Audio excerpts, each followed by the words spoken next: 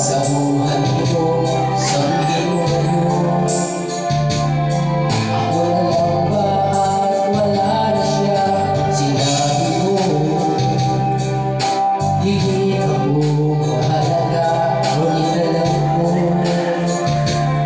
hindi mo kayang iwanan siya. Ako na lang ang lalayo, ako na lang ang susuko.